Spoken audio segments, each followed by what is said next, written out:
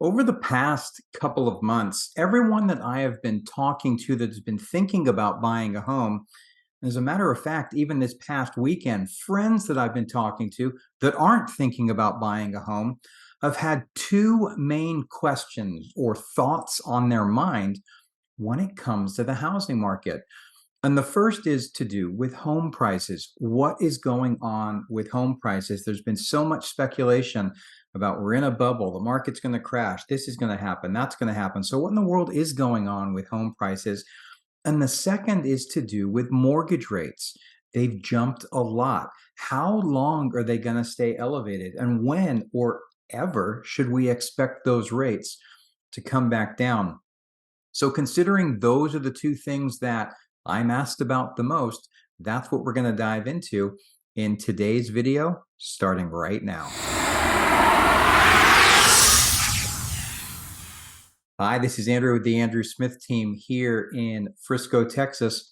And, there's a lot of potential buyers out there that, in essence, took themselves out of the housing market over the past couple of years. And I don't blame them. I mean, it was crazy. There were bidding wars, prices were going up crazy.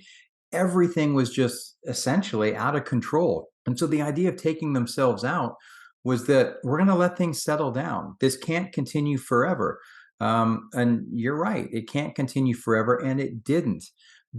But many of them, the hope was, and maybe it was false hope, but there was a lot of speculation that the market was just flat out going to crash. Actually, in the description below, I've got a link to a video I did a week ago talking about why the market is not going to crash, at least here in the Frisco area. But for those buyers that are coming back in, they're shocked, they're surprised. They're now finding that conditions are actually more difficult now to a certain extent than they were then, and at least more unaffordable. I mean, let's face it, prices have not done what many people had expected them to do.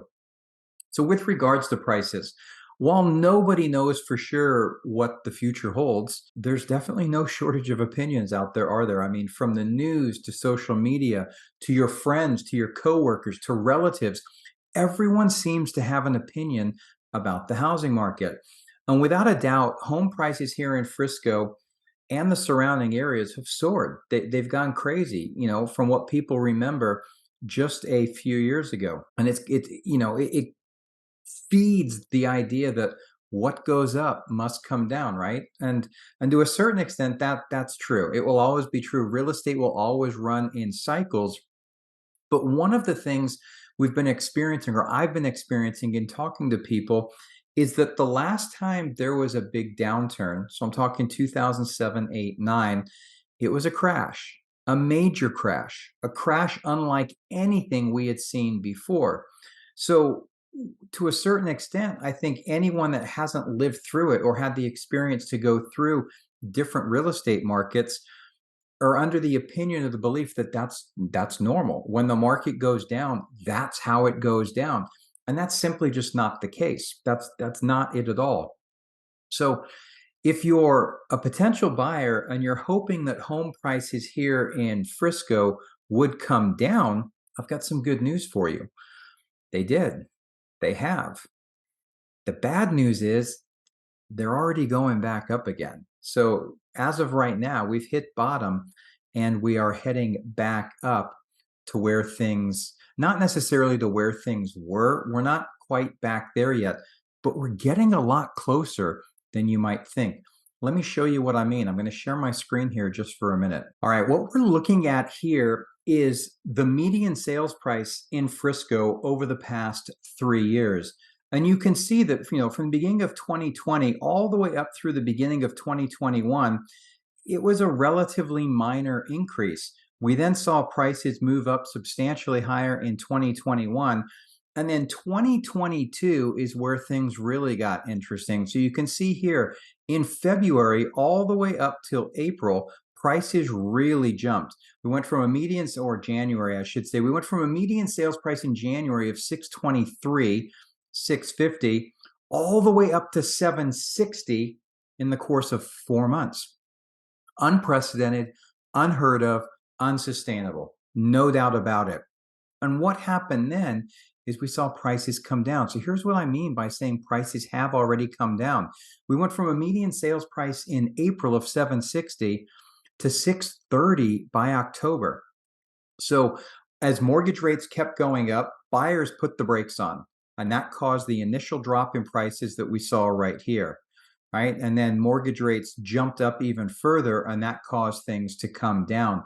But once mortgage rates stabilized right here in October, we saw things start to improve. And not only that, you may recall that the builders faced a lot of cancellations. A lot of people said, I don't know what's going on, but I'm not doing this. And they canceled their new home contracts. The builders had already been ramping up in order to bring product to the market that was desperately needed. And the last thing the builders wanted was to get stuck with a bunch of finished houses and no buyers. So what did they do? They started offering incentives like crazy. They did some price cuts, but they started offering mortgage rate buy downs, additional money towards options, additional money towards closing costs. And what it did is it worked, because as mortgage rates started to stabilize, the builders offered those incentives and we saw sales pick up. In fact, with regards to new homes, they had a record end to the year for the vast majority of builders. On the flip side, the resale market wasn't doing much of anything. The average home seller couldn't match what the builders were doing, and many of them just simply took their homes off the market. So right here, starting after October, we saw pricing jump up quite a bit again to end the year. And then we have this big drop off between January and February. So why is that? Well, the reason for that is it's not that we saw another little crash in February by any means, but what happened is a lot of the sales right in here were new construction. And the new construction homes, as you know, are priced higher than the equivalent resale homes. So we had a lot of the builders get rid of that excess inventory and close those sales in December and January. Nowhere near as many new construction homes were included in the mix come February. So we actually saw that drop back down, which is more of a reflection of where the resale market was at that time. We saw a few more. We saw it bounce back up again in March. And then since then, there hasn't been a great deal of movement. We've seen things stabilize to a certain extent. As a matter of fact, over the last month, we saw prices increase. So if we look at this from the high to the low, the median sales price here in Frisco fell 18%, a big drop, 18% from where it was. Then it came back up, dropped back down. And as we stand here right now, the median sales price in June of 2023 was $677,450. That's only down 4.6% year over year, and it's actually down 11% from the peak that we experienced here back in April. So things are recovering. We're starting to erase much of that deficit.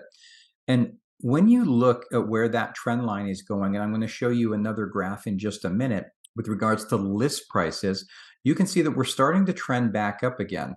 We're trending back up at a time when last year we were rapidly trending down. So all of a sudden, what you're hearing on the news and what you're going to start reading on online reports or anywhere else you get information on the housing market is we're suddenly going to show year over year gains again. It's going to be compared to where we were last year, prices are up. There's a good possibility, will we get back to where we were in April by the end of this year? I'm not sure of that, but I don't think we're going to stick around where we were last October. So prices are definitely trending up from here. All right, so the other thing, as I mentioned, is list price. Right, so this is another graph. This is from my weekly market report. And the reason I bring this up with regards to list prices is right now, for the past several months, homes in Frisco have been selling for 100% of list price in general. Okay, so that means that the amount of buyer demand that there is relative to supply, the homes are selling right where they're listed at. Okay, so that's just spot on, if you would like. People aren't having to make drastic price cuts, but there's not any overbidding going on. It's just kind of found to a certain extent, a little bit of balance. But take a look here. The list price since right here in March, look where it's been trending. These are the current list prices, median list price. This is the 90-day average. It's not as volatile, so it's easier to show the trend line. It's starting to flatten out a little bit, but we've been trending up with regards to list prices.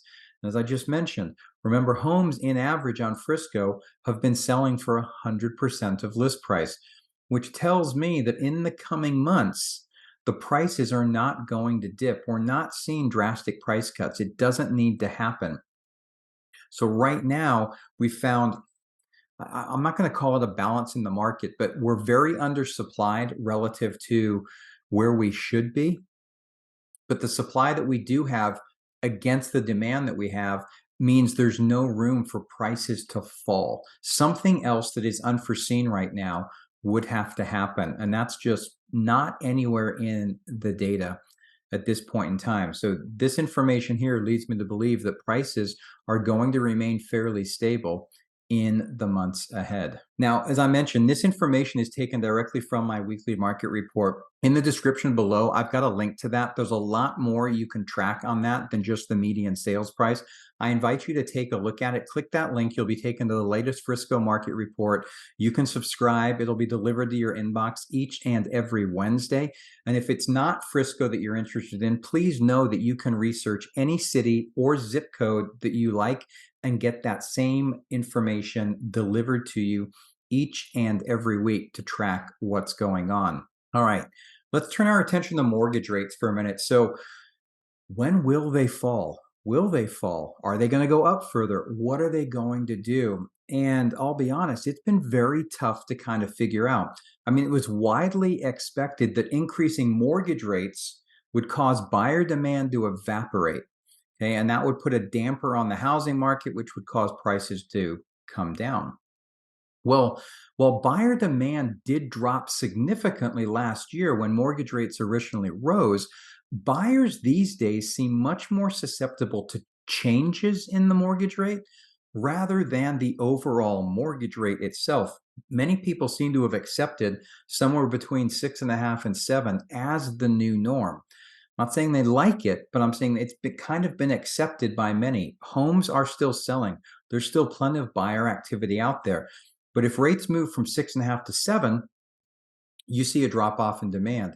If they go above 7, we see more, but not enough to cause things to come crashing down or to have a huge impact in pricing, due to the fact that if you think about it from a homeowner's perspective, the vast majority, 62% of homeowners with a mortgage are locked in with a low mortgage rate. So if you have a mortgage, if you own a home and you have a mortgage at 3%, why would you sell it?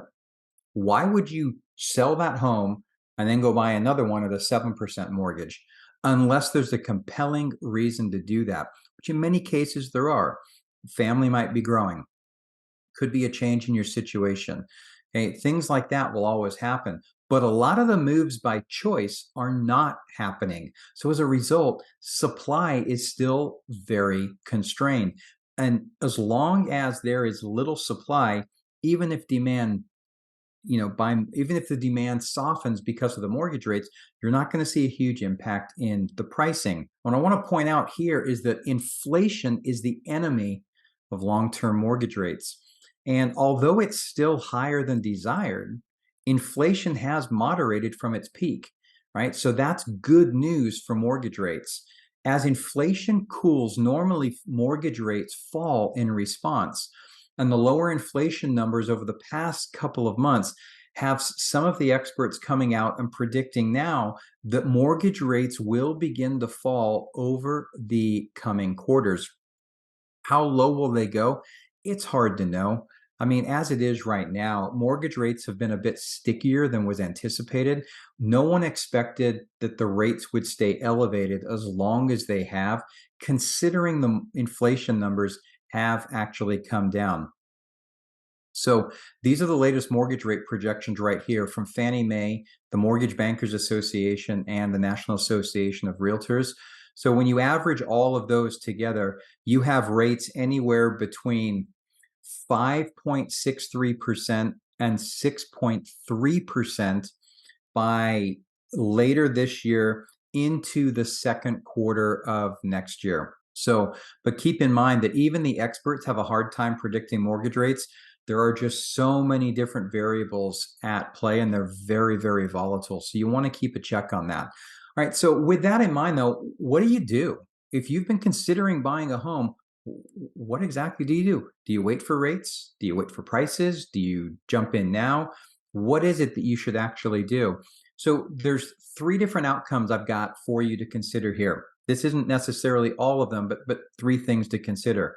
If you buy now and rates don't change, it's not necessarily the worst move because home prices are expected to increase over the months and years ahead. The latest numbers I have seen here for the Frisco market are forecasting somewhere around about 15% price appreciation over the next 5 years. Could that be revised? Yes. Is that exactly what's going to happen? Probably not. Nobody knows for sure, but the expectation now is that they will increase. Number two, you could buy now and then mortgage rates fall. All right, that's still not necessarily a bad move, is it? Because you will have locked in a home price before prices go up further, and you're always going to have the option to refinance into a lower rate at a later date. As a matter of fact, my preferred lender, they will offer you a free refi down the road, free in terms of no lender costs. They'll take care of that if rates happen to fall. Number three, you could buy now and mortgage rates rise. They do the opposite of what's expected. Again, that means you're going to have made a great decision, okay? Because now you will have bought before home prices went up, and you will have locked in a rate before mortgages get even more expensive. All right, so the bottom line with all of this is it's virtually impossible to predict the housing market. You're never going to time it exactly right with regards to pricing and mortgage rates. But as I mentioned earlier, the vast majority of home purchases are made based on life circumstances, not market conditions. So my goal today, and as always, is to provide you the information that allows you to make the best decision possible for you and your family. And I know there's a lot of noise out there. Again, that's why I like to bring you the data and a few insights so that you are armed and able to make that decision that's best for you. So if you have additional questions or need additional information, always don't hesitate to reach out. Right below, there's a link to my calendar. You can schedule a 30-minute call with me. Absolutely no obligation whatsoever. Be happy to talk your situation through in more detail. Or you can feel free to send me an email at andrew@theandrewsmithteam.com.